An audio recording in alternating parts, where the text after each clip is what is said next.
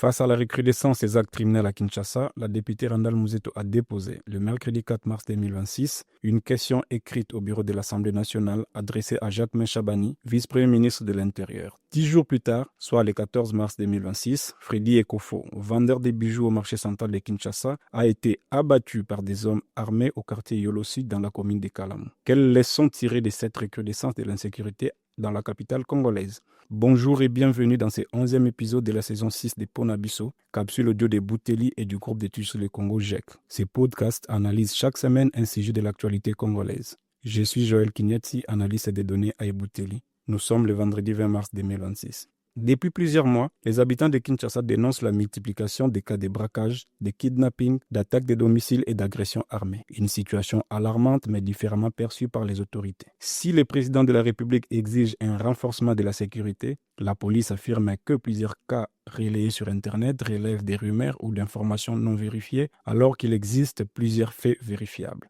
Selon l'analyse des éléments collectés dans la presse, au moins 16 faits criminels ont été signalés à Kinshasa en janvier 2025 et mars 2026. Braquage, attaque de domicile, pillage de quartiers ou encore kidnapping. Par exemple, en février 2025, un braquage spectaculaire mené par des hommes armés dans une pharmacie à Lemba a fait 2 morts et un blessé. En mai de la même année, des hommes armés ont fait irruption sur le site de l'université de Kinshasa. En plein jour, ils ont braqué de changeurs de monnaie avant de disparaître avec une importante somme d'argent. Dans la commune de Mongafula, en août, les habitants ont également été confrontés à des épisodes de violence particulièrement marquants. Près de 70 maisons ont été pillées en une seule nuit par des bandits armés dans le quartier Matadimayo.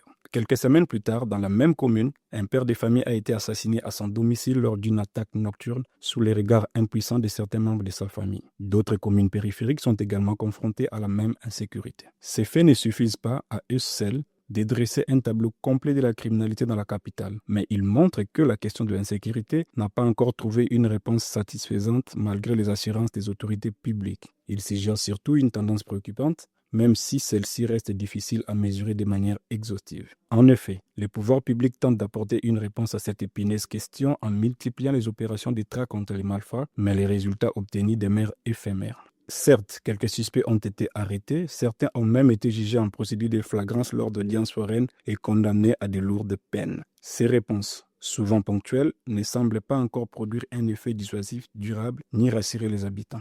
Au-delà du débat entre rumeurs et faits réels, la sécurité des Kinois doit rester une priorité absolue. Kinshasa, une mégapole de près de 19 millions d'habitants, ne peut continuer à faire face à la criminalité avec des moyens limités et des dispositifs souvent inadéquats. L'ampleur de la ville et sa croissance démographique rapide rendent d'autant plus nécessaire une réponse structurée et coordonnée. Renforcer durablement la sécurité suppose d'investir dans une police mieux formée, mieux équipée et suffisamment présente sur le terrain. Cela suppose aussi de développer une véritable police de proximité capable de travailler au plus près des communautés et de rétablir la confiance avec la population. Mais au-delà des moyens, c'est aussi la capacité à produire une lecture claire et partagée de la situation sécuritaire qui est en jeu. Tant que les perceptions des habitants et les discours officiels resteront aussi éloignés, la défiance risque de perdurer. Car au fond, la question n'est pas seulement de savoir si l'insécurité est exagérée ou non, la vraie question est de savoir comment faire en sorte que les habitants de Kinshasa puissent vivre et circuler dans leur ville sans craindre pour leur sécurité.